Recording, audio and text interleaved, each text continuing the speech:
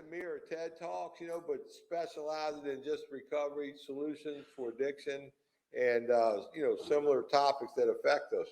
And we're very proud to say that these talks, we do broadcast them live on Facebook and other platforms, but we capture the content and we donate these. We give these to criminal justice systems throughout America. We're in over 40 jails and prisons right now, and we get over 100 million views a year from these presentations. If you're new in recovery, welcome. Pay close attention. You might hear something that allows you to pivot in your struggling journey. It becomes a nice, smooth journey you get to go on.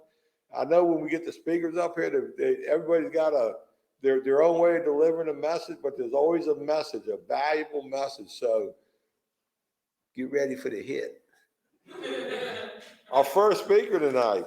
What we do, we run 3-4 speakers, and we take a quick nicotine break because we know that the mind can't absorb what the butt can't endure. So we give you that break, and we do have refreshments in the alumni lounge. Hallway. In the hallway, I've been informed. We got snacks and beverage. Nothing special tonight, but you won't die of hunger or thirst. Our first speaker tonight, young lady I've known for a while, and I just think she's a wonderful person, so knowledgeable about everything related to recovery from addiction. She's actually a PhD in the subject matter on this. Wealth of knowledge, been in recovery a very long time herself. I don't want to blotch her recovery time, but I know it's over 30 years. Long time in recovery. She's probably seen it all, done it all. But the way she can articulate wordage is way above my skill set. But I love to hear her talk in the way she says it. But she is a doctor of health and human services. And she's a manager up at SAMHSA, Substance Abuse Mental Health Services Administration in Washington. And she's one of the very people who help shape services for our community nationwide. So we're very proud to have her. We love her. Let's give her a warm welcome, Enid Osborne.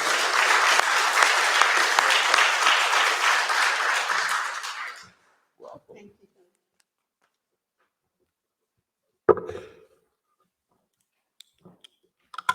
I take these off so I don't have to get nervous when I look at you guys. All right. I'm an addict and my name is Enid. So what's a nice Jewish girl from Brooklyn doing in a place like this? Yeah. Well, I couldn't think of a nicer place to be. So the topic is, what has recovery done for me? And I've been thinking about this ever since you guys told me what the topic is. And basically what recovery has done for me is it gave me a life. It gave me a life beyond my wildest dreams. And we talk about that in my program, which is Narcotics Anonymous. And I had no life before. I lived my life vicariously through whatever man or whatever drug I happened to be taking at the time. And I will honestly admit to you that I had a very colorful life before recovery. I traveled with the Grateful Dead for 7 years. And of course, that was a lot of fun. And now I'm what they call a wharf rat, which are the deadheads in recovery. And I don't go to see the group now, what's left of the group, because I was one of Jerry's kids. And but I do have Sirius XM channel 23, so I listen to that, and I don't live my life the way I lived it then. And I also lived in Jamaica for a number of years with Rastafarians. And so that was a lot of, my using life. And it was because as soon as an idea came into my head, I said, oh, I can do that. I can do that. I want to do that. And I called it my self-fulfilling prophecy, and I lived out whatever idea came into my head. My late father used to say that I had the Peter Pan syndrome and that I just didn't want to grow up, and probably true. Sometimes I think I still don't want to grow up. But one of my goals early in my life was that I wanted to help people and I wanted to write. I ended up doing both, and I still do both, but in a whole different way than what I thought I would. And I want to tell you how I got into recovery. It was very strange. I got tired of burying children from AIDS. I was working in South Florida AIDS Network, and I did pediatric AIDS. And after 17 months, I buried 11 kids and one with her mother. And it was devastating. And every time I went to a funeral, I was loaded because I had to be loaded. And I applied for another job in Miami. And it's like my higher power said to me, what the hell do I need to do to let you know you have a problem? Well, guess what? My higher power put me in detox, but he put me in detox as the clinician. So it was literally a story of Dr. Heal Thyself. And there I was as the clinician in Metro Day Detox in Miami, and I was still using. And it wasn't until, and that was in November of 1989. And it wasn't until January of 1990, after, you know what the 13th step is? Okay, there's two 13th steps. There's the 13th step, the real 13th step is God help me. And then there's the other 13th step, where it's the pickup step. So not one, but two gentlemen I picked up. And first one came and lived with me and relapsed. And the second one I put in a program. And of course he relapsed. That I just said, this got to stop. And I ended up using, and that was January 10th of 1990. And so my clean date is January 11th, 1990. And since then, I have not had a reason, I didn't say the desire, but I haven't had a reason to pick up a mind-altering substance, And I'm very grateful for that. But I did spend the first 12 years in recovery. And mind you, I am a true, what they call wandering Jew. I got clean in Miami, and then I moved to Albuquerque, New Mexico, which is where I did my PhD at University of New Mexico. And because, of course, I had to become smart enough, good enough. That became my other addiction, And so what happened was, I wasn't an addict because I was able to stop using. So just because I was stopped using, I figured I could use anytime I wanted to because I could stop anytime I wanted to. Yeah, well, until I learned about the disease of addiction, I had no idea what was going on. So I did CODA, AA, and NA for 12 years. I always had this problem with commitment. I mean, figure it out. I was married and divorced 3 times, and I traveled all over the United States. In my recovery, I've lived 5 different places. But what I've learned is when in Rome, do it as everybody else does it. So finally, at 12 years in Albuquerque, New Mexico, I asked someone to be my sponsor. And she said, don't you have a problem with commitment? I said, what do you mean? And that's when I decided to commit myself more so to my recovery and more so to Narcotics Anonymous. And that's how it's been the last 20 years. So the biggest thrill is the fact that somehow or another, I've managed to get 32 and a half years. And that here's the biggest one. I'm 72 and a half years old. I cannot believe that. I cannot believe that. I've outlived both my parents. I still work full time. And the biggest piece of it is that I've been able to commit myself to raising my daughter as best I can, who is the daughter my parents always wanted.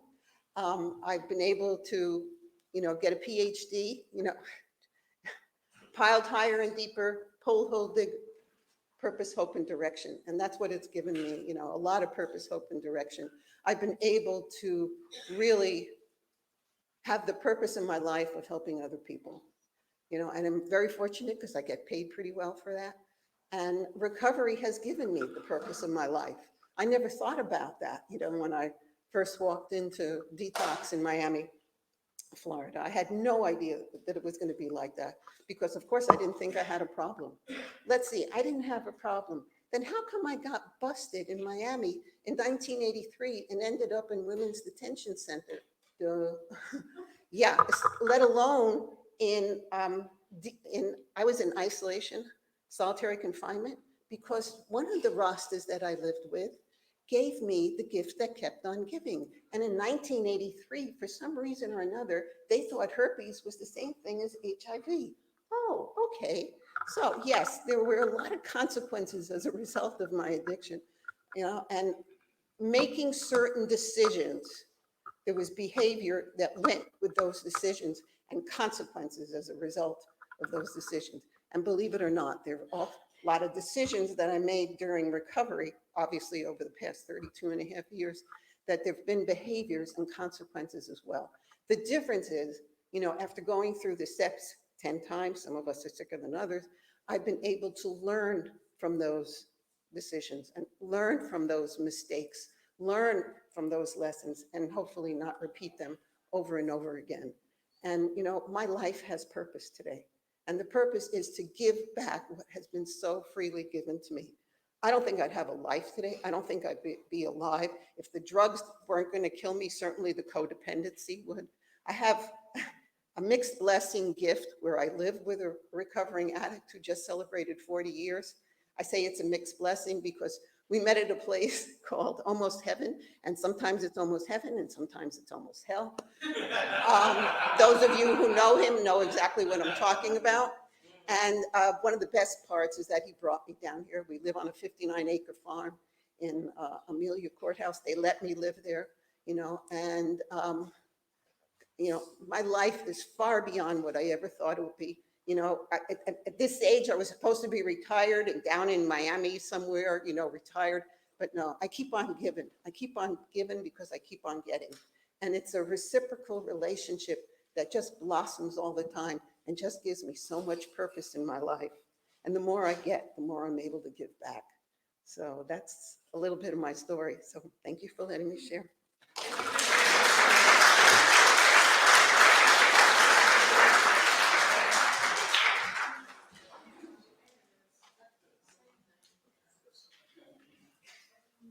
Now, Enid's going to run off to her friend's celebration, who's celebrating 40 years tonight.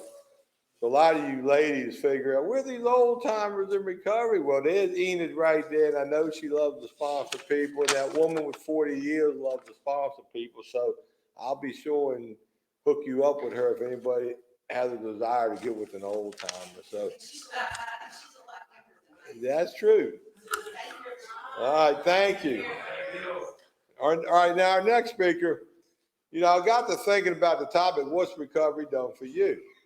And this next person, well, he's got to watch recovery in his life for 45 years. He got to watch his father get sober in AA and pass away at 90 years old with 45 years sobriety. He got to watch his other brother find recovery and get ready to celebrate 40 years. He got to watch his other brother find recovery, who's going to celebrate 39 years. He got to watch his other brother recovery multiple times, who's getting ready to celebrate 25 years. And, he got to see a family dynamic that was screwed up as Hogan's goat at one time, and how this person missed the addiction epidemic in our family is still a mystery to me. But I hear him give talks and lectures, and I know what he does for a living, and I know the impact he's had in the business world. And it seems to me there's recovery principles, a lot of overlapping principles. And he was in town a few months ago, and he did one of our groups. I let him, he was our guest speaker at my 315 group. And to this day, several of those people, when I run into them, they still ask about, how's your brother, John? That group was one of the best groups I ever had, which irritates me because my group should be the best group you ever had.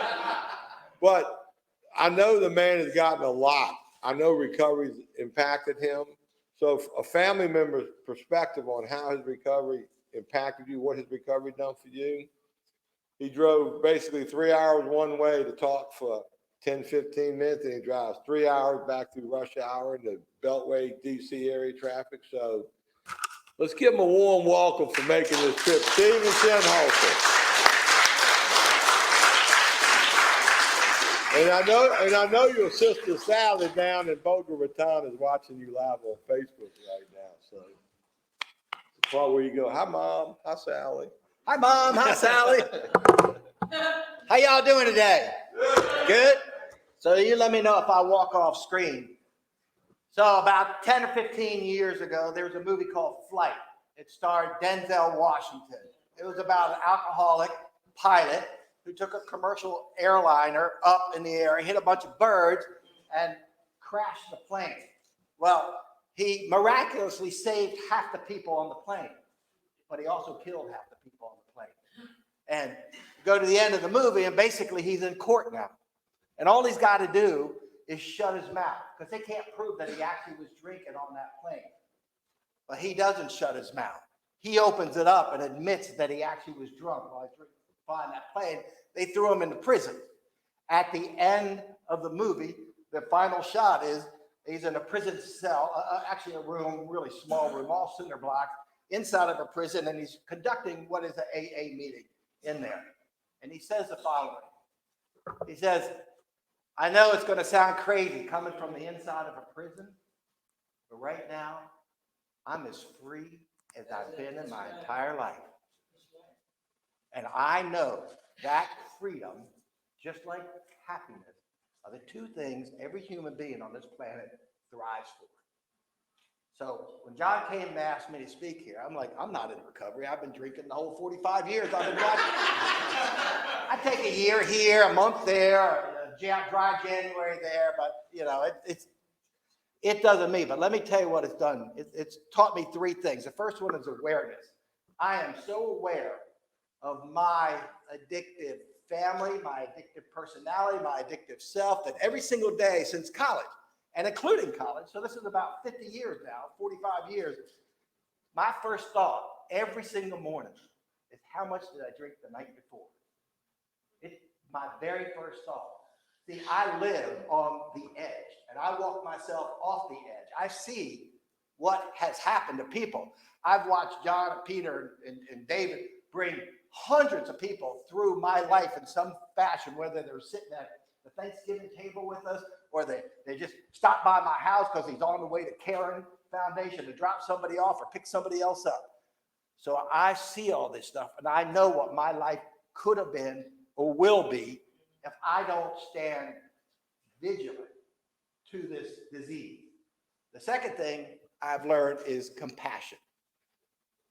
You know, for some reason, you take someone with a disease like cancer and we put them in a hospital and we all look at them and we feel sorry for him. We feel bad and we try to help him out because he's got a disease called cancer. But take that disease and call it an addiction and put it inside regular people, and now how do we look at these people? Like they're a piece of shit, like they don't matter. It comes with this terrible, terrible vision of what, because it's your fault. You're doing it to yourself. They do not look at it. The same with overweight people. Do we feel sorry? The bums on the street at every goddamn light begging for, do you feel sorry for those people? I do now. Because I've seen 1,000 people come through and I see them for the real people that they really are, and they really have this addiction. They really got this thing that I stand vigil to every day of my life. So I know, I see what it's like. I'm just able to stop myself before disaster takes over me. People that do well, rich people, you know the difference between rich people and poor people? Rich people get to show up to their problems at the limo. But it's still their same problem. It's the same freaking problem. They just get to show up in style. That's it. But they ain't no difference. That brings me to the third thing. So this whole compassion, I have compassion for the community, for all the work that you guys are doing, and for the individuals, and I try not to judge because I know I don't know your story, and you don't know my story. And that brings up the last piece, the most powerful piece, the thing that the addictive community has taught me, and that's to be generous. I spent my entire working career building businesses, making tons of money, accumulating a lot of wealth, selling it off, and then building another one. And I'm watching my brothers give their hearts, souls, time, energy, money, every damn thing they have, and a few things they don't even have to this community. I feel guilty. I used to have a box at the Kennedy Center right next to the vice president's box. And my wife and I, we'd invite some friends, go up to the revolving restaurant, have a dinner, go down here and watch some show next to Colin Powell or the vice president of the United States. And I'm sitting in that box and my skin is crawling. I want to get the hell out of that box. I hate it. And I'm saying to myself, Steve, you're in position A. Anybody on this planet would love to be where you are. Why do you hate it? It took me about 40 years to find out why I hate it, but it was guilt. I am amassing all this wealth and not giving shit back to the world. And I'm watching my three brothers give everything they got back. So when I was 55, 10 years ago, I had this epiphany. I won't bore you with the epiphany, but the bottom line was, I woke up. I mean, it was something that happened. Fuck it, I'll tell you the story.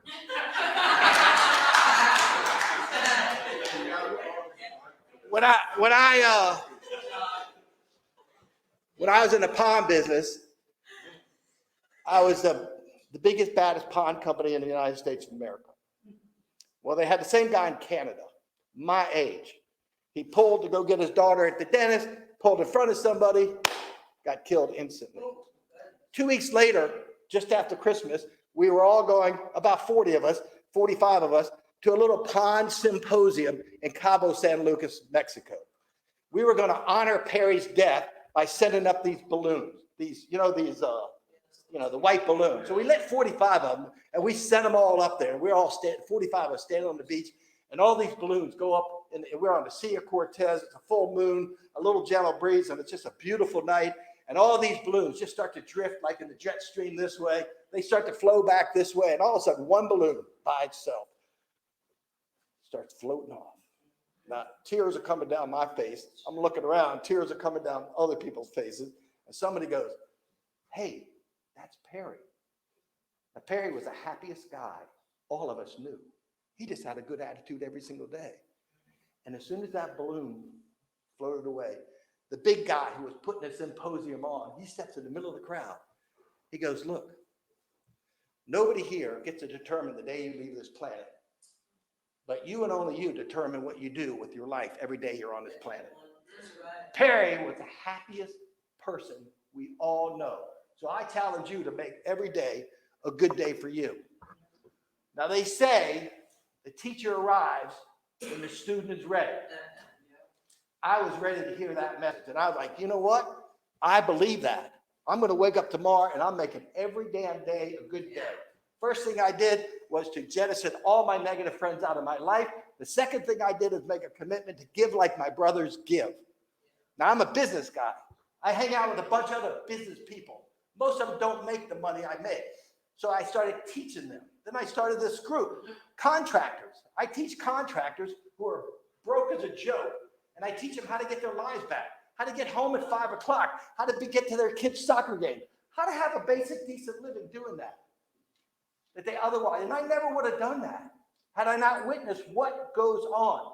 When John says the recovery community and the business community, it's identical. You don't understand? I do a webinar once a week with these people, and I tell them, this is our AA meeting. This is so you don't go out and for 1 week, you don't do something stupid like open your mouth and have a kilo of Christ fall out of it. It's the same thing. All they're doing is coming back once a week to hear somebody else that has a better game plan than they have.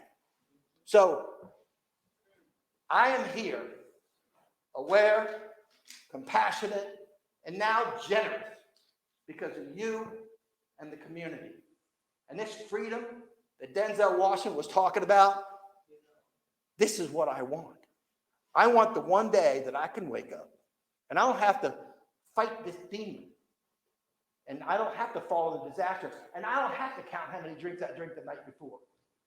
And you know what I think? In a weird way, I think by me being asked to come here and be here and stand here and say the words I just said to you, that you folks in this room are about to witness day one for me of not having to fight my demon and being free once and for all. Thank you.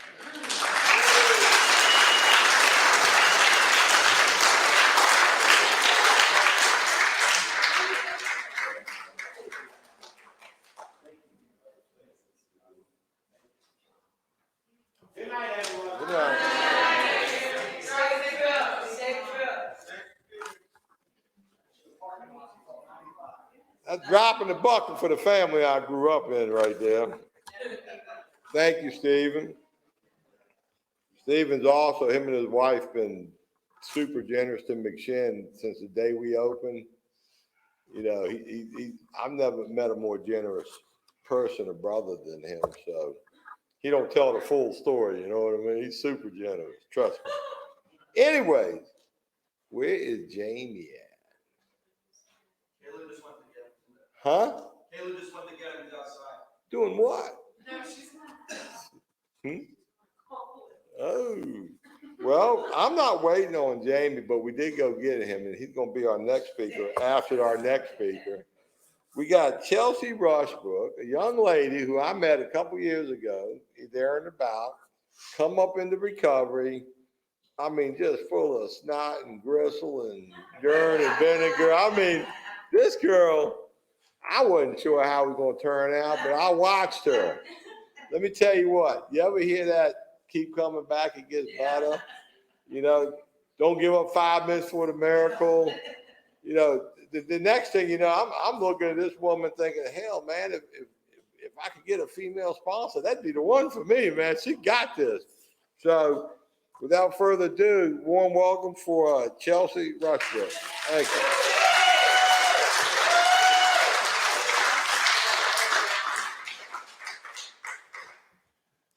So it will be 2 years exactly since I moved down here on July 11th. And John was definitely one of the first people I met next to Joyce.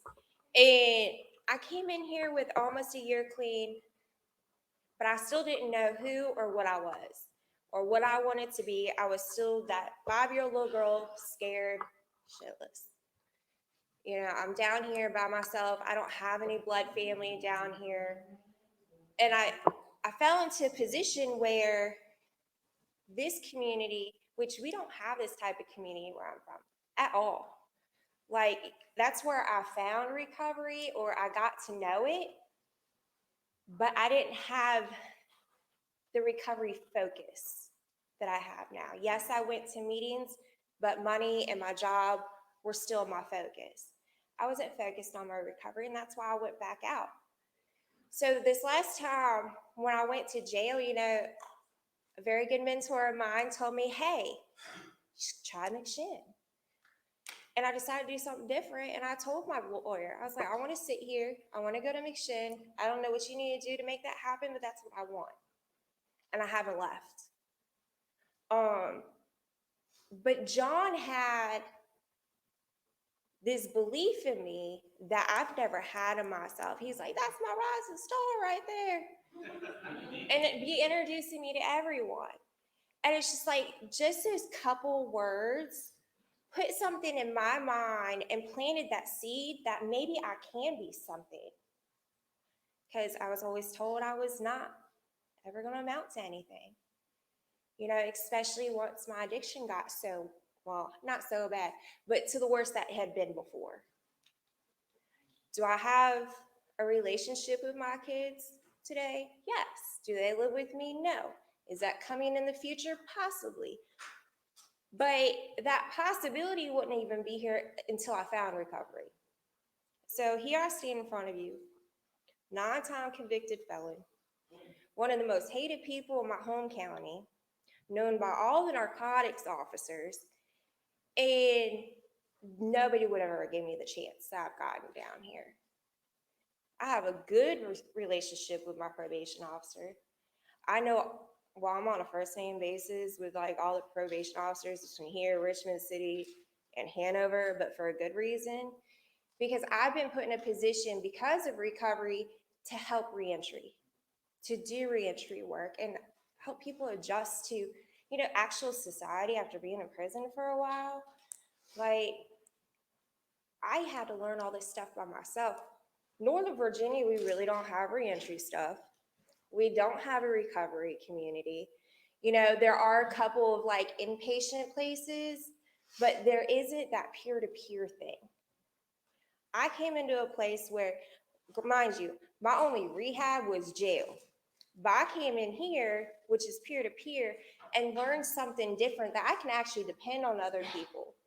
I learned to trust women, which I've never done that before in my life. I have healthy relationships with men, you know, and I don't have anything expected of me. I've never had that before. And until I came and grew up these past 2 years, I probably wouldn't. I'd still be back out on the streets doing what I need to do to go get high, you know? It amazes me how much I believe in myself. Like, I'm going back to school. I made Dean's List last semester. My 12-year-old is proud of me. He's still a jerk, but he got that honestly. I have the ability to possibly get my 3.5-year-old back into my custody in the next year and a half as long as I can get financially set. I'm not financially set because I went through another organization called AmeriCorps. And it's a great grant, it's a great program, and it's got me connected with people of power in the city of Richmond that I wouldn't have had if I didn't go into AmeriCorps. You know, I work closely with OCWB. I'm friends with the mayor. I know people in city council today, and my voice matters. It's amazing what throwing yourself full force into recovery, like John said, you know, and putting yourself out there and being of service does for you as a person. This is probably the most confident I've ever been in my life. And like in the Army, I had a lot of false confidence, Out on the streets, I had a lot of false confidence. I thought I was bad shit. You know, I was getting it. Yeah, no, honey, I didn't look good at 110 pounds, skin and bones. I stand here 200 pounds and proud of it. You know, because I look healthy, I live healthy most of the time. You know, I mean, I eat a lot of pizza and get yelled at for my cholesterol by my doctor. But that's okay. At least, you know, I go to my doctor. Didn't do that for, you know, I care about myself enough that when something goes wrong or I don't feel good, I go out and go to the doctor. What was that before? Because I was on a mission to kill myself. Like, if somebody else dropped on this, I wanted to figure out who that came from. If somebody wanted something tested, hey, I'm Mikey. What is it? I don't know. Okay. Because I didn't care. And I had nothing really to live for. I had these 2 beautiful children, but I wasn't no role model. I wasn't a person to look up to. You know, I have 2 great sponsees today that I think they're better sponsees than I am to my sponsor. I have one that calls me every day and one that does step work. The other ones are working on the step work, though. I don't call my sponsor every day. I get yelled at for it every once in a while. Don't do step work all the time.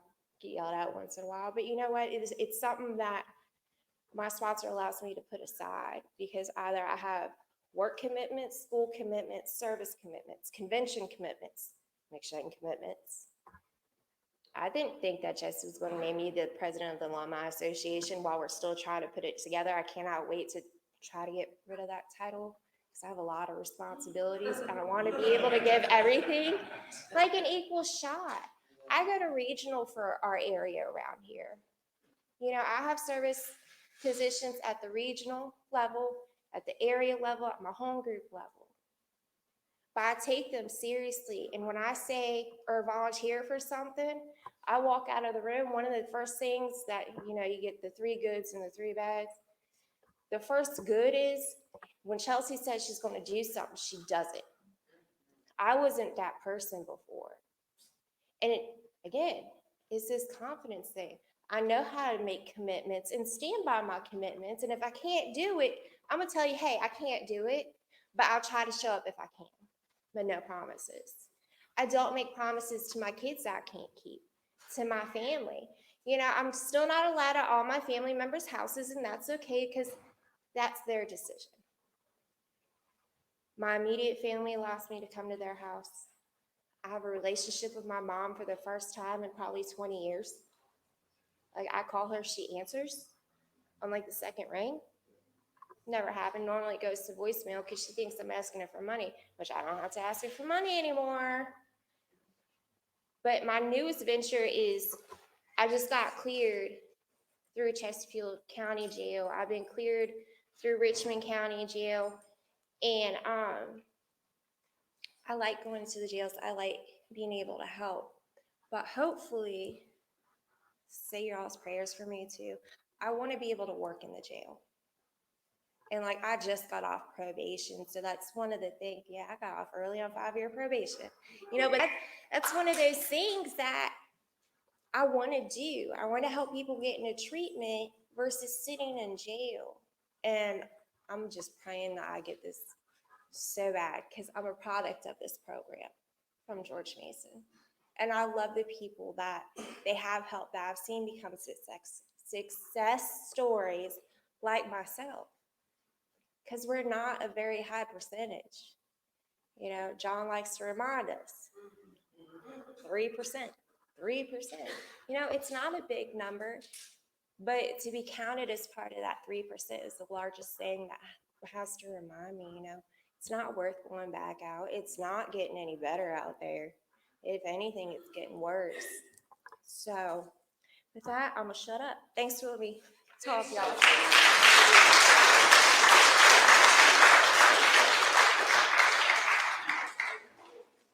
Thank you, Chelsea. Now, I want to remind people, you got to kind of stand by the podium because this is the microphone that's feeding our live feed and our Facebook feed. And don't bum rush me, but somebody gave me a GMC key. They found it in the parking lot. So if you're missing a GMC key, for $100, I give it back to you. Our next speaker is a young man I've got to witness blossom in this fellowship. And I was talking to Jesse the other day, and I said, talking about Jamie, our next speaker, I said, where did he come from? Because this guy, he constantly helping people, being positive. I mean, he's all about recovery, and I'm kind of jealous. He looked like the kind of program I wished I had, man. And Jesse said he went through the healing place. And y'all go through the healing place? I mean, the healing place is a great program, and it does work. And you're getting ready to witness, I think, a byproduct of the healing place. So how about a warm welcome for Jamie Austin? Come on up, Jamie.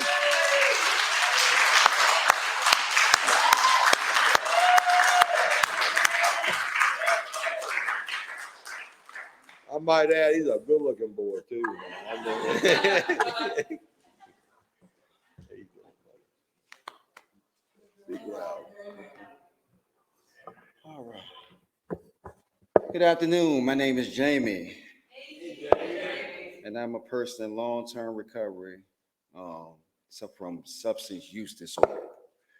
I have a freedom date of June 6, 2015, and recovery has changed my life. I have a life today, a life. I'm not existing, I'm living today, And my story, man, is pretty much, just like anybody else that been out there, that have struggled and suffered and put themselves through a lot of pain. You know, every day I woke up to, try to seek, use the same thing that broke me to fix me. Every day I tried to seek happiness in the same place I lost it. Every day I tried to, heal myself with the same thing that was hurting me. And it caused me a lot of pain. But through the grace and mercy of a loving, caring God, I must put that most forward. Because without my high power, I wouldn't be here standing today. There's a lot of people that,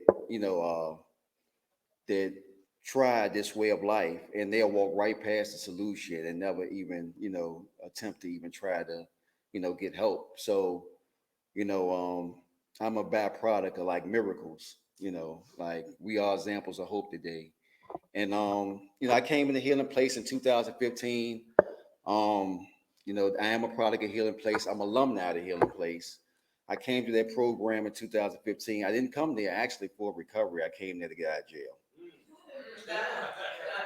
came there to get out of jail, just wanted Chesterfield's finest off me. And, they said do 4 years or go to the healing place. And I said, that's a no-brainer. I'm going to the healing place.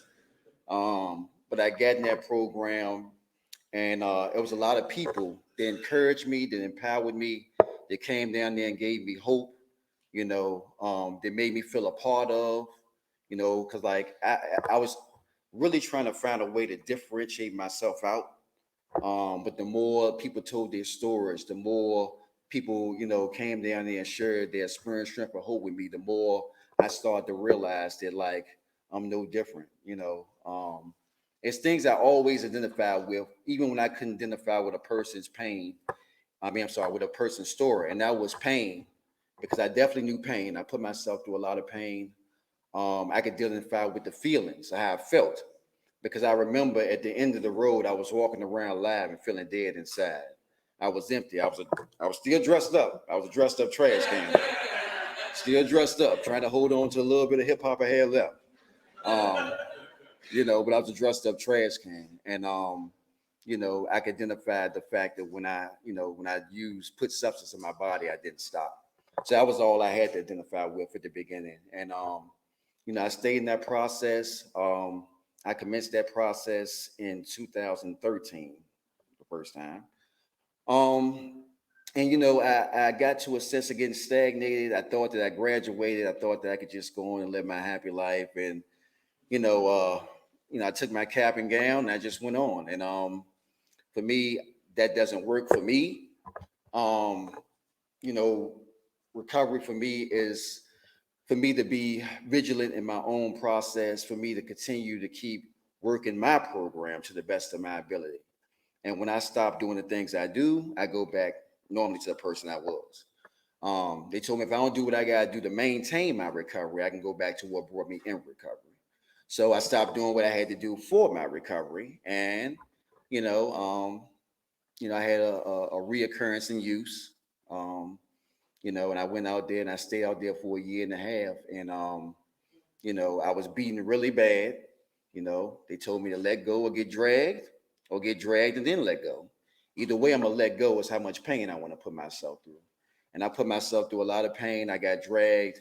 And when the pain was great enough, when I was sick and tired of being sick and tired, and of course, some intervening, of course, my sister told me that either you get out or you go back to the treatment center. But I was sick and tired, and I went back to the treatment center June 6, 2015, and I made a deep and personal commitment then that I was going to get in the middle of recovery and stop being around recovery. A lot of times I can go in and I can hear certain information. It can go in one ear, out the other. I could be sitting there not paying attention, and I could miss the message, the very message that could save my life. So, I came in that process.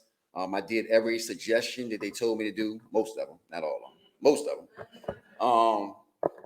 And I stayed doing this thing one day at a time, man. And, I reap the benefits now. I got a quality of life. Like, I can name all the stuff that recovery has given me, but the biggest thing it has given me is a peace of mind more than anything. It's giving me some peace.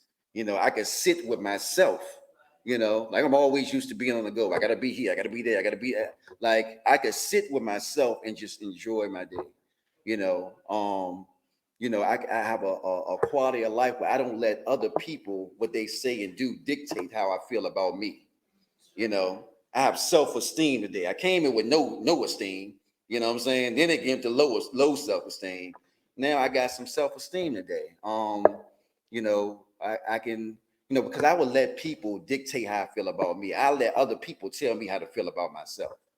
I would make people happy at the expense that it took my happiness from me. I would set myself on fire to keep other people warm. And I did that a lot out there. But today I don't have to do that. My primary purpose is to help the sick and suffering.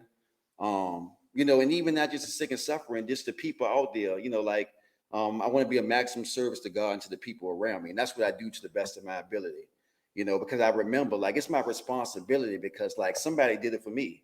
Where would I be if nobody carried the message to me? Where would I be if nobody gave hope to me? Where would I be if nobody didn't come pick me up for rides and take me to meetings and doing these things? So I do the same thing to others. And, I want people to realize that they are worth it. They are good enough. They are worthy, because I didn't think I was. And it took people, and to show me, like actually show me, and when I came in the process, people told me they believed in me.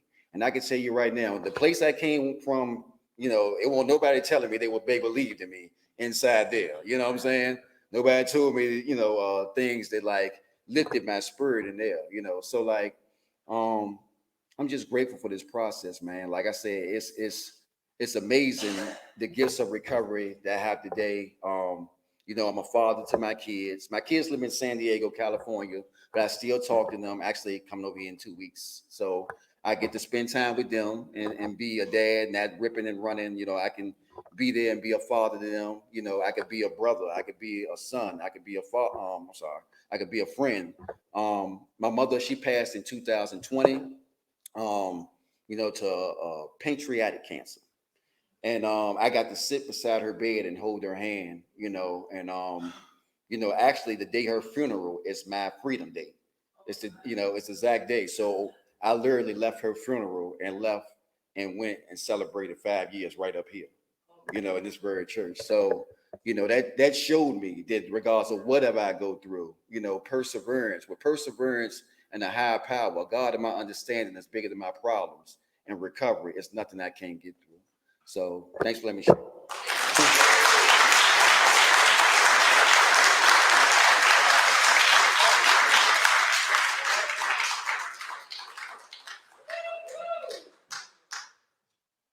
Wait, Chris Doyle at? You hear that? Got peace, serenity. He ain't got to rip and run and do all this other stuff. I was thinking of you when he was saying that, man. Like the Tasmanian devil over there, Anyway, this is the part where we take a short. I mean short. Them shorts. You do shorts on a cigarette. Huh? Come back at 7. You got 12 minutes. That's pretty short. Be back here at 7 and you'll see. Thank you.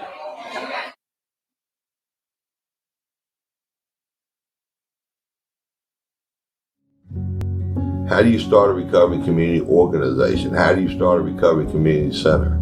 The recovery industry, as we know it, is an emerging industry, thanks in part to organizations like McShin, but recovery people everywhere, they're getting involved and they want to know how they can maximize the outcome of their efforts.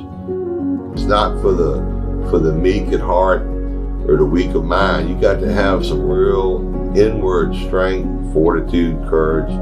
Because, it gets to be a day and night, 7 day a week, 365 day a year industry.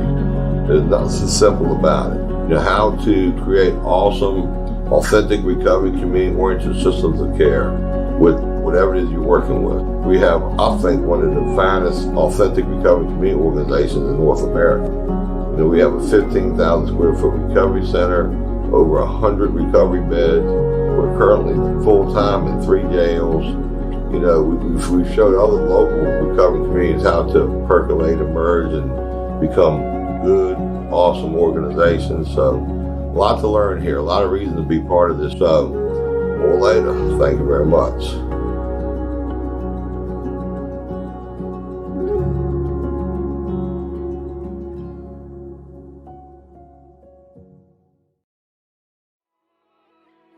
My name is Honesty Liller, and I'm a woman in long-term recovery, and what that means to me is I've been drug and alcohol free since May 27th, 2007. I tried every form of treatment for my heroin addiction, and what worked for me is a strong network of recovering people and the McShin Foundation. I am able to walk in my purpose every single day here at McShin and help people just like me. I lived in the female house for 5 months and then started my employment here at McShin. So that was lots of years ago, almost 14 years ago, and I have been the CEO for over 7 years. I get to experience people's lives changing right in front of me, along with reducing that negative outlook on addiction to our community in this area and nationally at large. It is very important for me to speak up for those, that need our services, but also specifically, I love helping the moms here in our program because my story is I was a mom in addiction, and it's just really, really important for us to be innovative in the addiction field and the recovery community. It is important for me in my personal recovery to continually wake up every morning and help someone, whether it's someone new in recovery, help someone in the community in general, or someone in long-term recovery. It doesn't matter. Recovery has taught me how to be a mom, how to be a wife, how to be a CEO, how to love myself and be a woman leader in this community. So I want to thank you for all of your energy and all of your support of our mission of healing families and saving lives.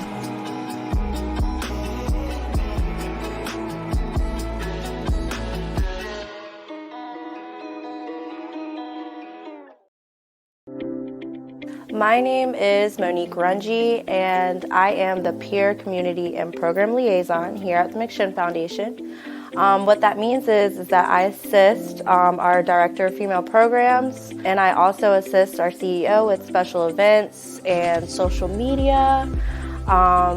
What I love about working here is it's such a hands-on experience.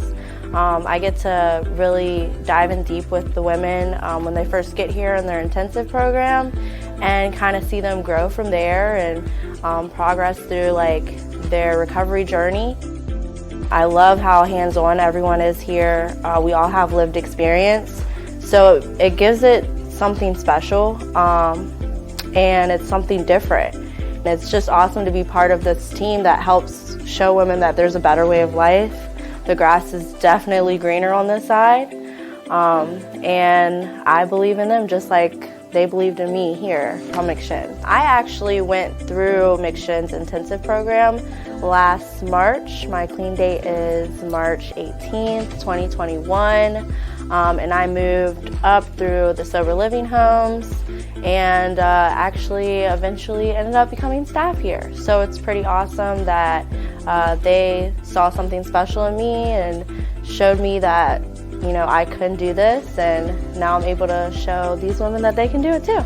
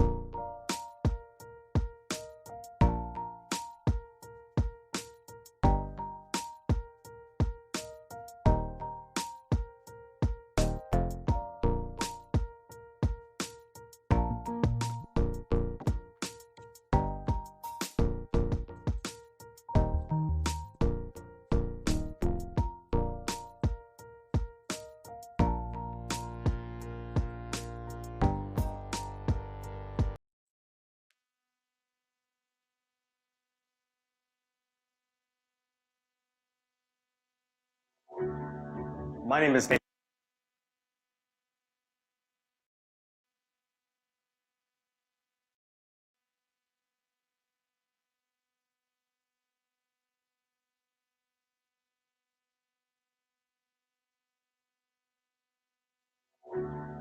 My name is Nathan Mitchell, and I use he, him, his pronouns. I am the outreach director with the McShin Foundation, and I'm a person in sustained recovery from a substance use disorder. McShin has helped me to get a new perspective on life.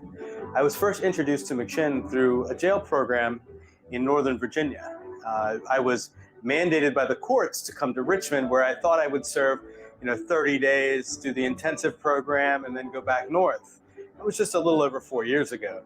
I came down to the McShin Foundation here in Richmond with a bag of clothes, a bag of groceries, no money, no job, and now I'm the outreach director working in the community, working within the McShin Foundation to be a voice and face of recovery and to empower and embolden others to also become voices and faces of recovery. Here at the McShin Foundation, we believe in the power of authentic peer-to-peer recovery. And that means that I use my lived experience to help the next person walking in the door to help them get the tools and the knowledge they need so that they can be successful in their recovery and then grow to help the next person in recovery. Before McShin, I had no idea what recovery was, and I had no voice. McShin has not only helped me to find my voice and discover what recovery means to me, but now, as the outreach director, I'm able to work with new participants and help them to discover their voice. Here at McShin, we're healing families and saving lives every day.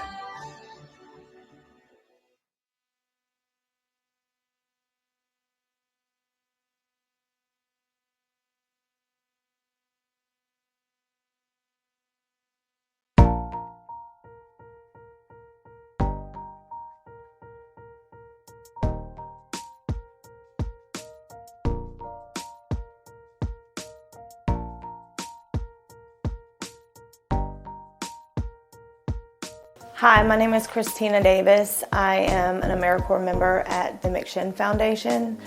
I recently became an alumni of the McShin Foundation, which means that I completed my program, and I am here to serve the people that come in new. So I basically do their evaluations, I help people with benefits, and it just keeps me in the middle of my recovery as well. AmeriCorps is actually through the Our Hope Project of the City of Richmond, which is the Healthy Opioid Prevention Economics Program, which is basically we help serve people that have substance abuse disorder. It helps us to gain knowledge on SUD as well. I have recently become a PRS. I will soon be going for my certification because this is actually my passion. I've realized now that I work in a field of recovery that this is actually something that I want to do long term, that it helps me to stay involved with people. I get to see people grow within the program. I get to see them come in like I was broken and didn't have any hope. So basically just to watch people in their process, it helps me stay strong in my recovery as well. I came through the Women's Intensive Program in Chesterfield in June, and that was the best experience of my life. I knew that I needed something. I came straight out of jail. So I knew that I needed something different in my life. My past record just shows that I have substance abuse disorder. I wasn't very familiar with being an addict. I didn't know what an addict was until I went through this program. It taught me to know a lot about myself, to know that feelings aren't facts, to know that basically at the end of the day that I have a disease. And it's incurable, but you can cure it every day by participating in your own recovery.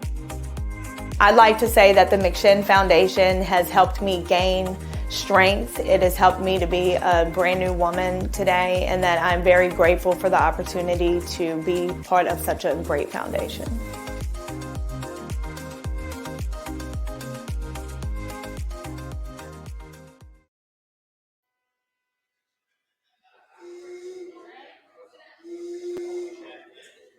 Mary Ellen, get to your seat. Mo.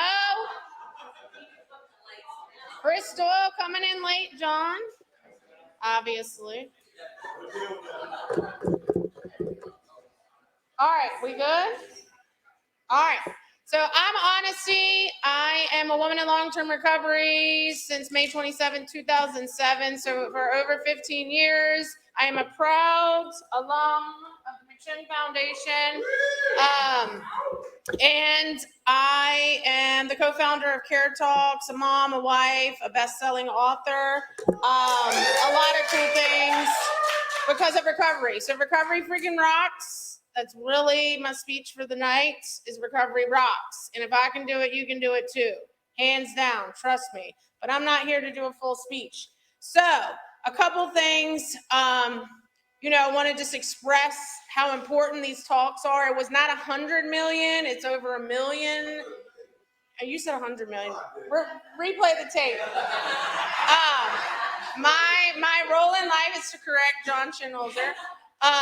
But it is super cool. These inmates get to see this. We're hope dealers. So everyone that's speaking tonight, you're giving so many hope. It's in 40 different jails across the United States as well. So thank you for your time and energy in speaking amongst all of our followers, which is over 15,000 or whatever. So this first speaker, first on the second half, is pretty amazing. She has super cool hair, which I love. But she works at the McShin Foundation. She handles a lot of our judicial programs. I met her. McShin has a jail program in Hanover County, Pamunkey Regional Jail. So I met her years ago. I was facilitating, and she was an inmate. And since then, she's gotten a beautiful life. She is also an author and, gets to give hope every day to, we have 3 jail programs now. So Mandie gets to handle 2 of those jail programs. So, Mandie Brando.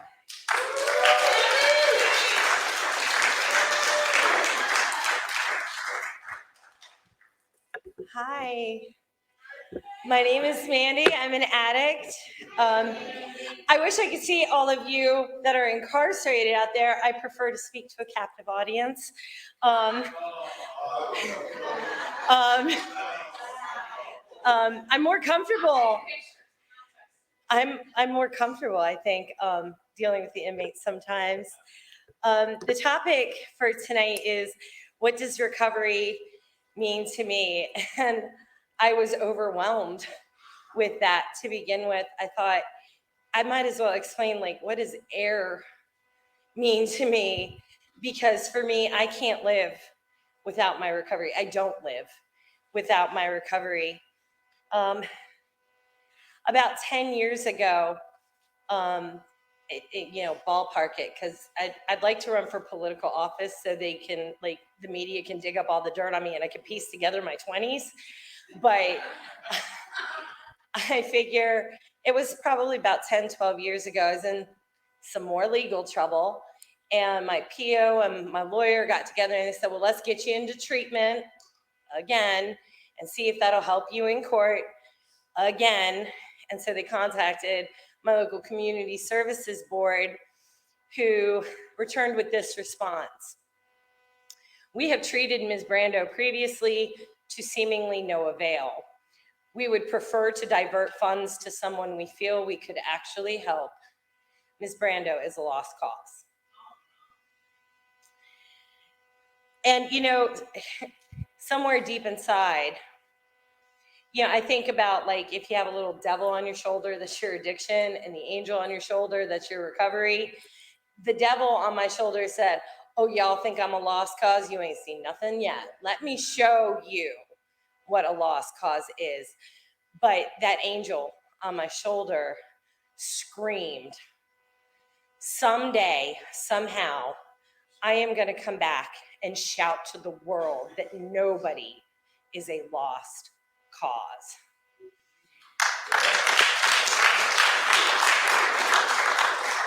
I hear people say it. Honesty just said it. If I can do it, anybody can do it.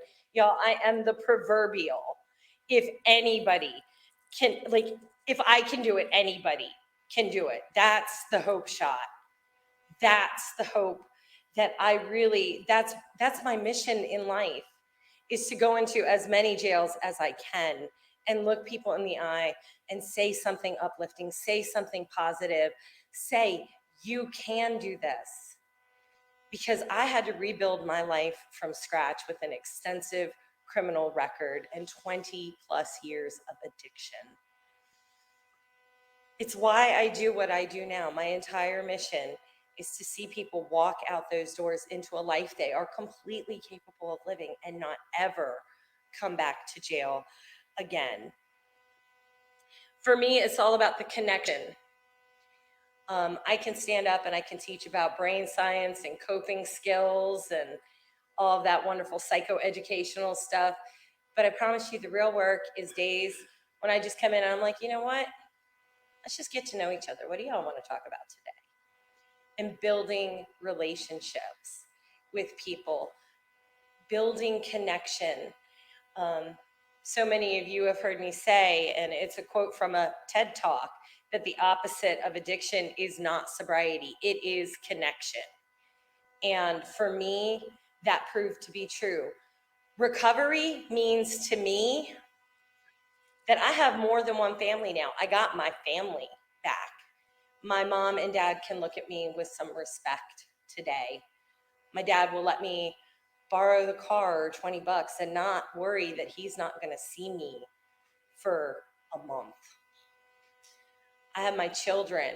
I get to go to their baseball games and cheer them on and be present and kind of be like one of the other normal moms rather than in the bathroom doing drugs when my child's hitting a home run.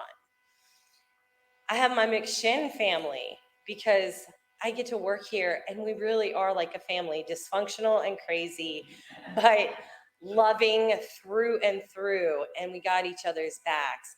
I have my sponsorship family, and I belong to a huge sponsorship family that spans DC, Northern Virginia, Richmond, Tri-Cities, North Carolina, and several states. And I fully believe in the pathway that I follow that the heartbeat of NA is sponsorship. It's all about connection for me. I've gotten so many families in my life now that I get to be part of, that I get to love, that I get to enjoy. Today I can look in the mirror and I can enjoy myself. I can have my self-esteem. I can have self-respect. I can have goals and ambitions. When I got out of Pamunkey in December of 2019, incidentally, the day after tomorrow is my anniversary of going into Pamunkey 3 years ago. But when I got out, I had two goals: to try to not go back to jail and to try to get a job that I might be able to hold down for a couple of years, maybe. I did not have lofty ambitions. I just wanted to not screw this thing called freedom up too bad. And thank God for McShin coming into the jail and teaching me some things about how to do that, because I would have been lost without that. They taught me about connection. They came in, and as opposed to all the other treatment programs I did, they didn't teach to me from a textbook. They taught to me from their own experience, and they shared with me that authentic recovery that said, hey, I've been there, I know, and if I can do it, you can do it too. And that's what I want to do. I want people to see that I have this incredible joy inside of me now from my connections, from my recovery, from my life that I get to live today. And it's a little surreal because there are mornings I wake up absolutely humbled by this process where I look around at my life and I think, my God, am I really living this today? Is this really my life? My first thought isn't to find ways and means to get and use more. My first thought is, who can I be of service to today? Who can I help, and how best can I do that? Today I'm better equipped to handle what life throws at me. For the newcomers in the room and out there, life still happens. It still gets thrown at you. But today I can handle it better.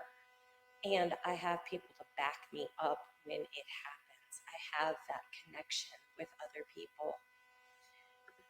It reminds me of my favorite movie, The Wizard of Oz, at the very end when Dorothy finally comes back from Oz and she's laying in the bed and she says, you know, I went so far to find something that was in my own backyard. And I spent 20 years trying to find something that the whole time was right in front of me. And that was the connections. And I'm so glad for this process that today I get to love others and feel loved. To me, that's invaluable. I can't place a price on that.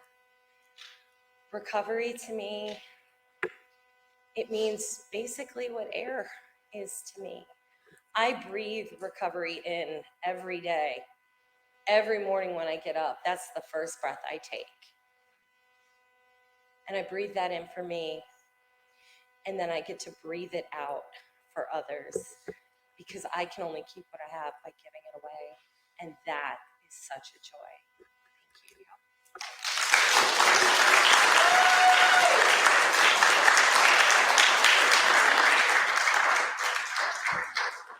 you.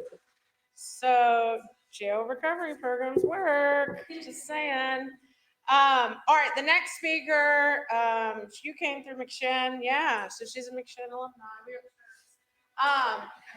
But I've been able to see, I love seeing women, you know, live the best life that they can specifically, and being able to like see this woman grow to not only the mom and the friend and the recovery advocate, but she is an advocate for so many super cool things. And she just started her own nonprofit, which we're going to support that. But anyway, you know, to be able to see people come through McShin and, you know, live a life, their best life, but also like you're literally saving lives too. I mean, that is the coolest thing ever. That is like one of the best parts of working in this position that I have. So with that, I give you Chauncie Beaston.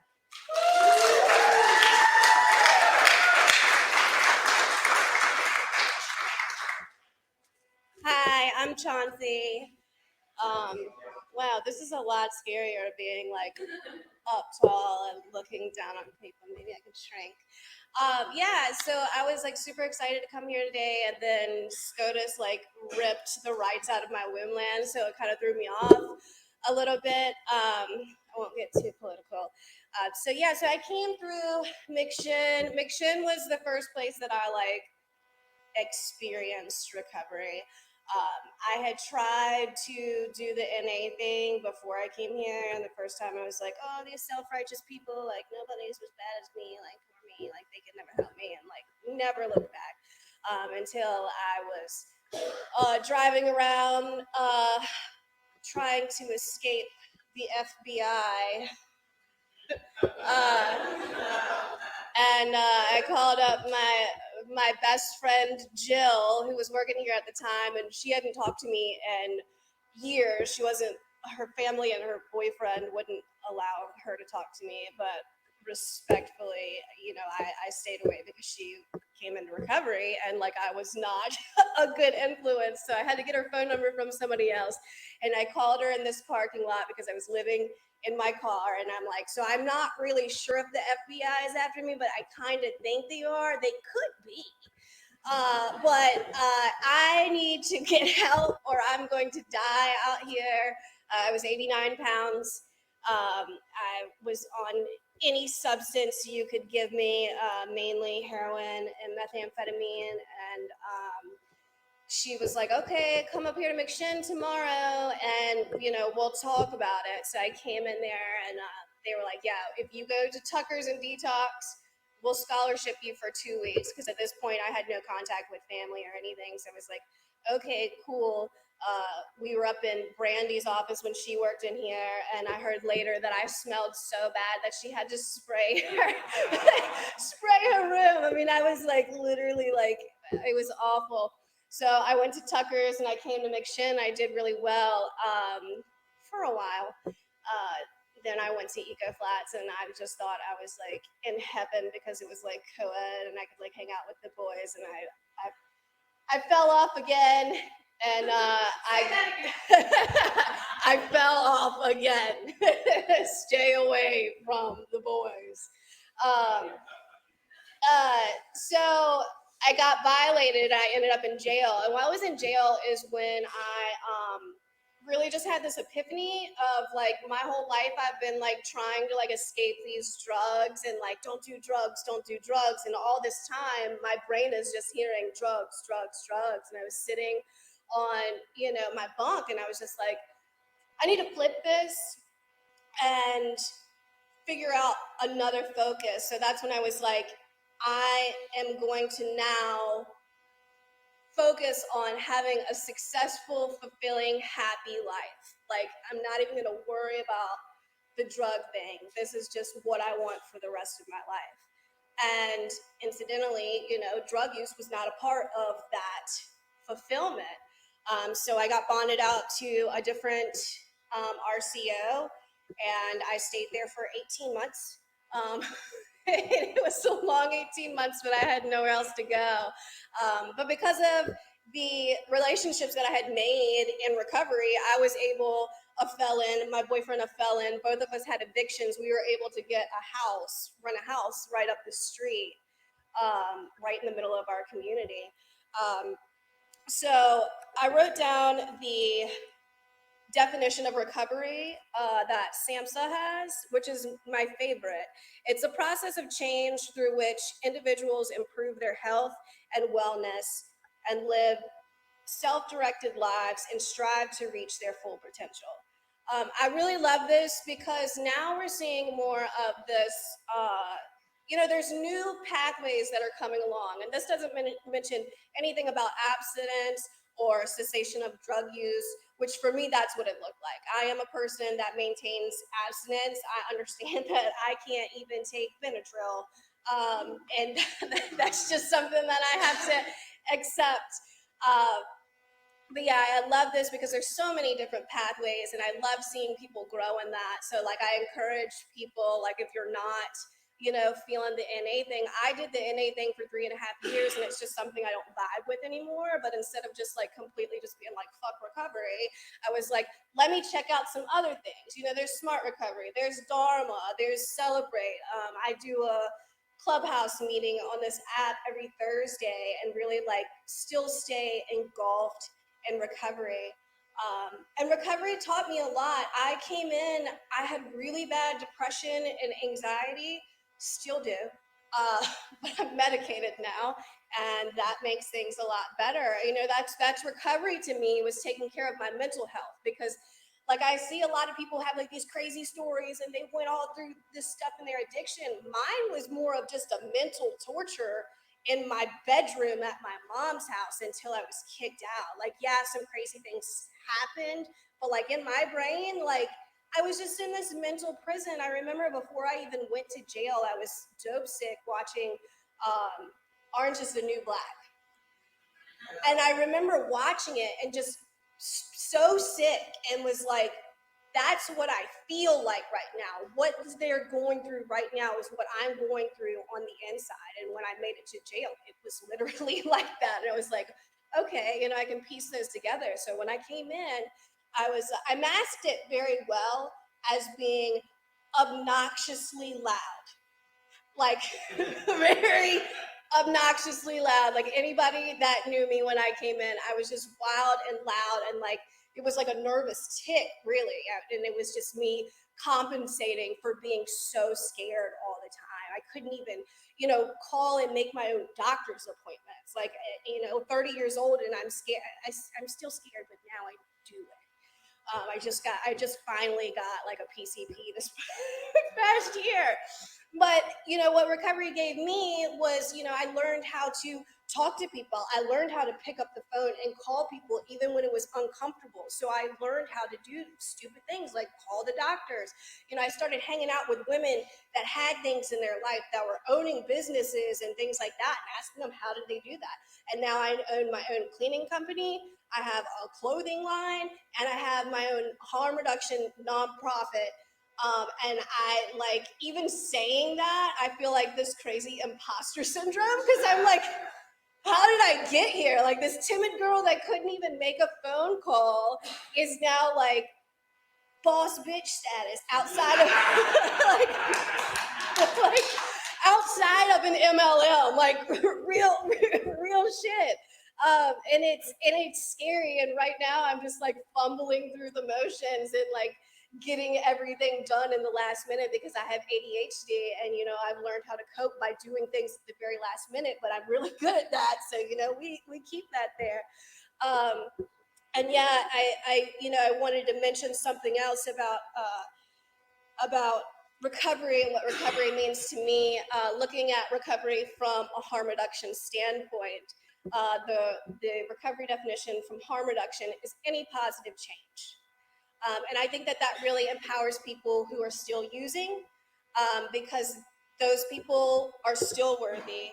They still need of love, you know, like, so when I'm out here and people are calling me a murderer, an enabler, because I'm trying to make sure people aren't spreading communicable diseases and giving them Narcan and making sure they know how to keep themselves out of the hospital because of traumas with the ERs from the way that we are treated. When people are doing these little things, even just, you know, learning how to use different injection sites so that you don't get blood clots, like that's any positive change. And when you see people, we see it in other countries where they have safe supply and they have like really good harm reduction. These people that go into these programs, even though they're still using, because they're taking care of their health, because they're working with clinicians and things like that, and they're getting that love and support, they're 3 to 5 times more likely to actually get into recovery and sustain recovery. And that means the world to me. So you can throw your tomatoes at me all day and call me whatever you want. But at the end of the day, when my friend is struggling and I'm reaching out to him because I know nobody else is reaching out to him, and then he makes it back to recovery, like I can breathe, you know, I can look myself in the mirror, and that shit means a lot to me.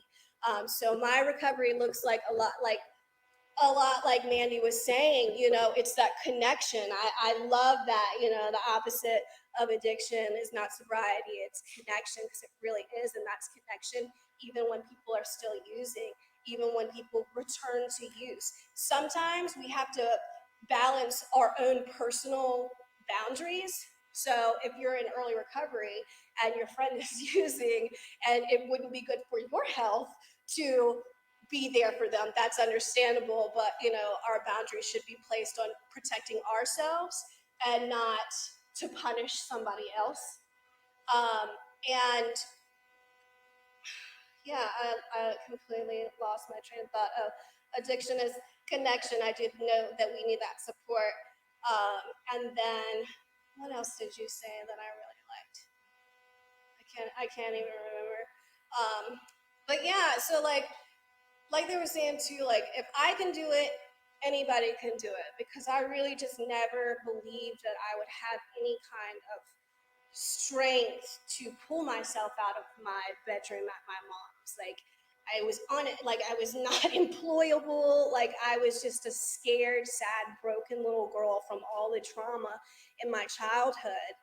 And today I make a joke, I just started drinking a lot of tea, like it's a whole ritual, you know, like we get addicted to like not only the using of the drugs or the drugs itself, but the actual doing of the drugs. And like I've gotten really addicted to like the ritual of brewing my tea, like and somebody asked me the other day and they said, will I ever feel any kind of normalcy again? And I was like, all I can tell you is, you know, 3.5 years ago, I was running from the FBI, and now in the evenings, I sit on my front porch and drink tea and like just enjoy the fuck out of it. Like, like you would think that I'm like doing some wild, crazy shit, but that is my shot, is like drinking tea on my front porch. Like, how did we get here? Like, I can't believe this is possible. Like, and I just pinch myself sometimes. I'm like, I think I'm a normal person. Like, and I want other people to feel that too, man. And so there's so many different ways. You know, we've got we've got NA, we've got all the other pathways, we've got therapy, trauma-informed care. Like there's so many options available to you. So if you go into something and it's not for you, don't give up. Try something else. It's okay to try something else. So thank you.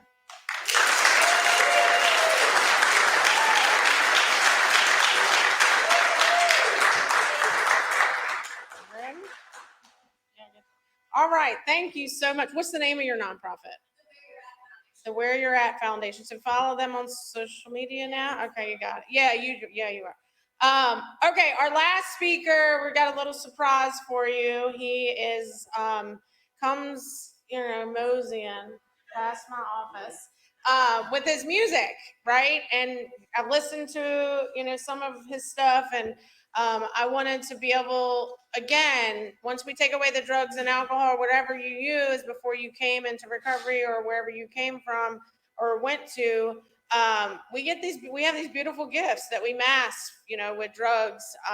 So with that, he is going to do a little talk and has a little surprise. But with that, I give you TraQuon Tyler.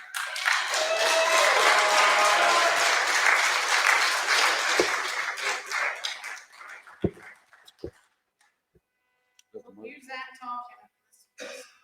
Let's be the surprise, all right. My name is TraQuon. I'm an addict. I've been here for 9 months, almost about half a year. I was homeless before all this, and just going through a lot, out in the street, and dealing with all type of drugs and people and shit like that. And I've been using drugs since I was, a teenager. Came from a lot of trauma as a kid. Coming from a family of addicts as well. My mom's, she wasn't an addict, but she sold cocaine. Keys. She went to prison when I was young. My father was an addict. He died 4 years ago off of heroin. So and my cousins and all that. But a lot of trauma as a child drove me to my addiction. I got kidnapped from school when I was 4 years old. I grew up in the north side of Richmond. Went to a school called Mary Scott, and I got kidnapped. So that fucked my mind up, man. I've been going to mental institutions since I was 6 years old. So I've been in and out of institutions my whole life. It fucked me up a lot. It drove me to my addiction, losing friends and shit. A lot of drugs, a lot of cocaine, a lot of heroin. Seeing people die off that shit, overdose, all that. Fucked me up too. But I've been in and out this on my mother's house, got kicked out. So I've been in and out the streets most of my life, just surviving out here through all types of shit. Breaking and entering, and robbing people, cars, all that, hanging with the wrong crowd.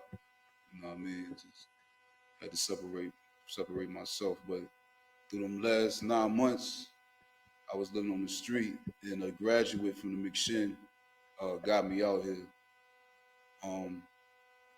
Their names was Kevin and Terry, and they took me into the apartment for 2 days, and they told me about this program. So I was like, man, I never thought I'd be here. Like, I thought I'd still be sleeping on the ground and shit. Just going through what the fuck I go through. But this is a good program to save lives. It changed me a lot. It humbled me a lot. I came in here angry. I didn't want to go to meetings. I didn't want to do none of that shit. I just wanted to be isolated in a way. It taught me a lot. I built a lot of relationships, seeing people go in and out the house. People pass away as well. So it's crazy. Oh yeah, and what music means to me in recovery is my passion, because I did this as a kid. you know, and it's my getaway, man. It's my, you know what I'm saying, releaser, you know. So you know, I write music, certain situations, relationships, females or life situations. So I know y'all waiting for the music part, and I told him I was gonna keep this thing brief. And I like to thank John too, man. He helped me out a lot too. You know, when I first got here, because you know he took me to Ohio, a road trip, man. We went on a wild ride, man. Ain't never been so hype. Yeah, man, real shit. And you know, I appreciate him, man. You know, we out there smoking cigars. I was sleeping on the ground. Next thing I'm, you know, big timer, him with a big timer, man. Really got to see how big he was, man, around the country and nationwide. And got to see how big this program really is, and it really saved lives, man. From all whatever lifestyle you come from, you know what I mean? Institutions, what up? So I'm ready to get to the music, man. So I told him I was gonna keep it brief, man. So I'm gonna let my man Art, you know, turn it on.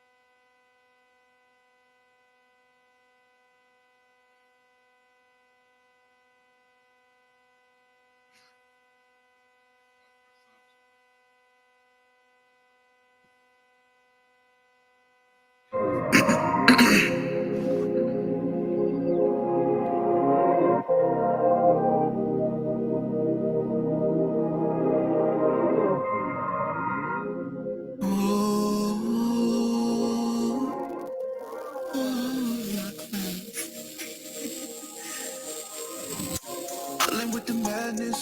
How you outside dealing with the madness? Dealing with the madness. How you inside dealing with the madness? Dealing with the madness. Girl, to me, how you dealing with the madness? Dealing with the madness. Baby, to me, how you dealing with the madness? Oh, baby, nothing wrong, yo, unless you say it's there. Use your heart and mind if you truly care. But baby, again, it comes all up to you. At the end of the day, girl, it's all up to you.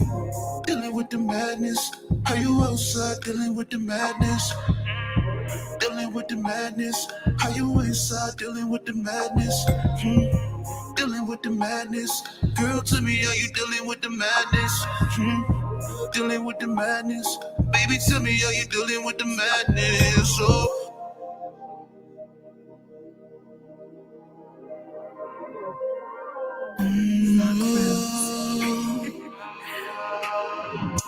Girl, I hope you see now. When you got me around, baby, let me hold you down. Hold my hand, you won't drown. Pick me up from inside, baby, we might be found. Hold up, I'll be right back. Yeah, I wanna see your life on the right track. One thing, girl, you gotta be for certain. Don't stop, baby, keep on working.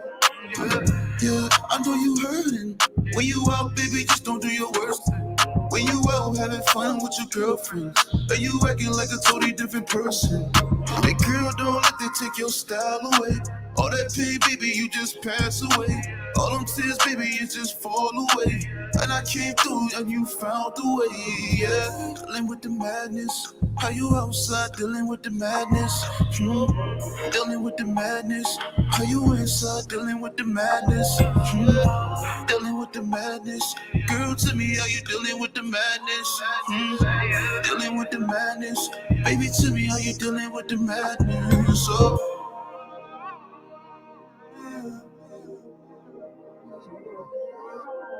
Rock Rose.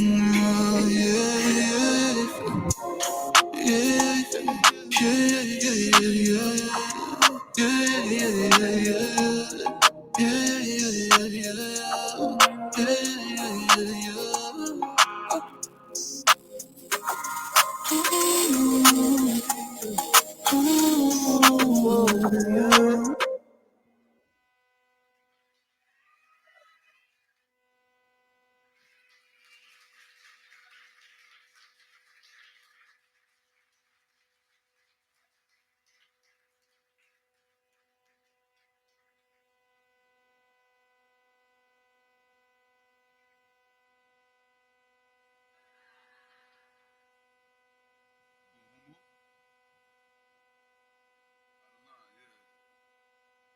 Mic on? I don't think the mic on, bro. Hello? Is it on? My fault, y'all. Free work.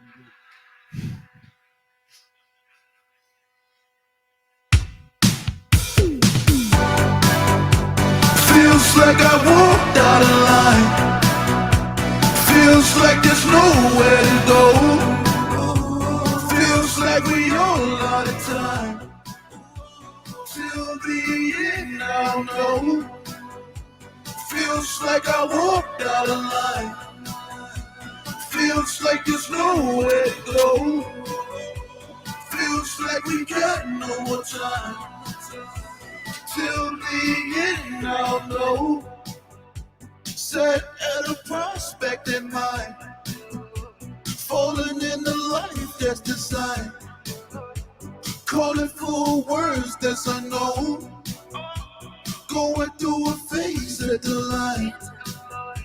Chased by the ghosts in the past. Seeing all the drawings on the wall. Everything in life doesn't last.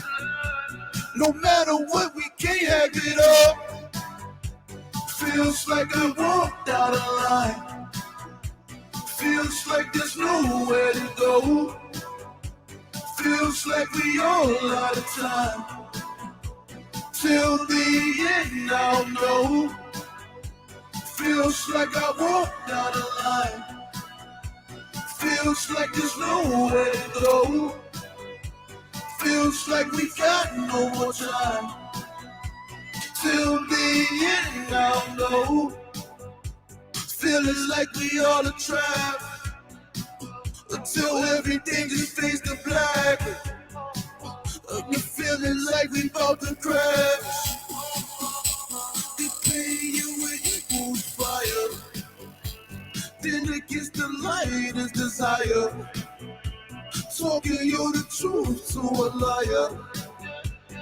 Everything will go through its own. Everything will be right or wrong. Feels like I walked out of line. Feels like there's nowhere to go. Feels like we are no more time. Till the end, I don't know. Feels like I walked out of line. Feels like there's nowhere to go. Feels like we got no more time. Till the end, I don't know.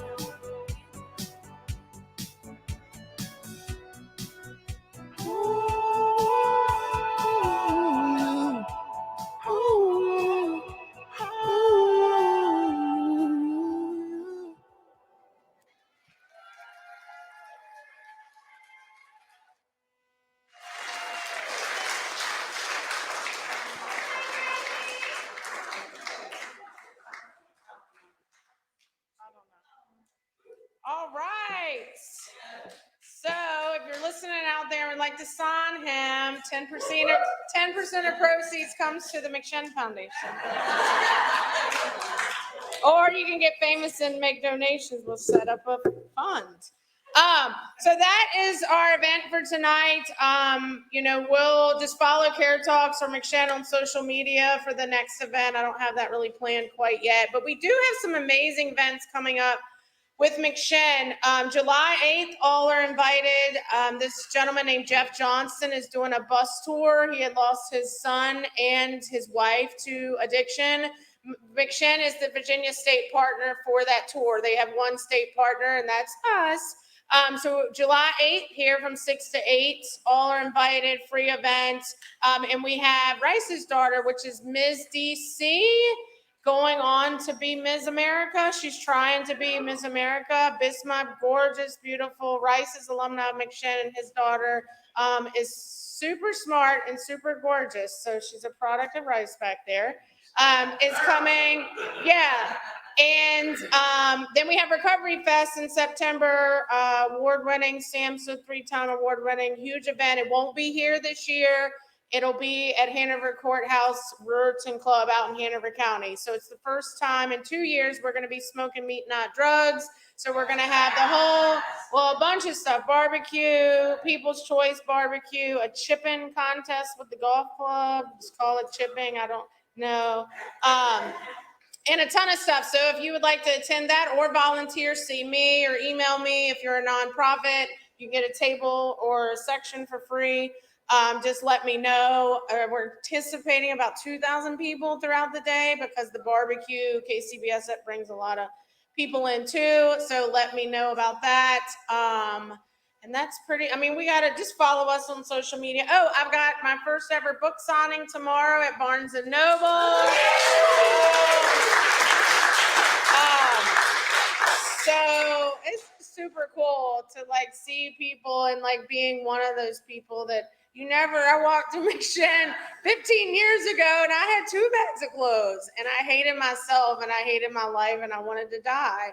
And John took me in with nothing but some clothes and a daughter that I couldn't take care of, my mom had. And now, life is pretty radical. So again, the point of these talks is to show the world and you guys, that recovery is possible, whatever pathway that is, whatever you do as a human, if we can all do it, you can too. And I think that's the biggest message of all tonight. It's we have so many gifts and so many awesome things that we just cover up. So now it's to be that voice, go out there, and live the best life you can.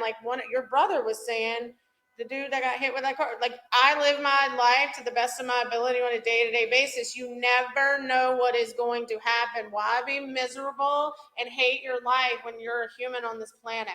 What I tell myself constantly, when my dog's annoying or it's the little things, it's I get to do this. And my higher power, my spirit, whatever's in me tells me I get to do this. So we get to do this. We get to be alive. We get to be, whatever we want to be in life. It's up to you to be and take the action. We can talk and have these all day, but it's up to you to do the work.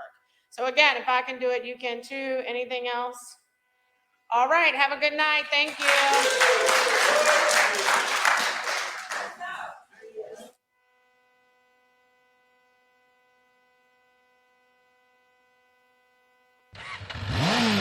This is gonna be the best day ever. This is gonna be the best day ever.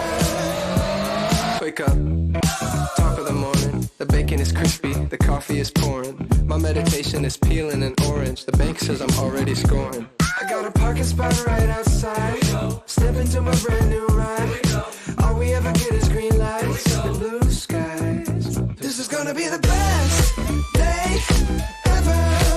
You got me looking so fresh. I can't get no better. Baby, I'm a T-Rex, ready to rumble, ready to flex. I'm the king of the jungle.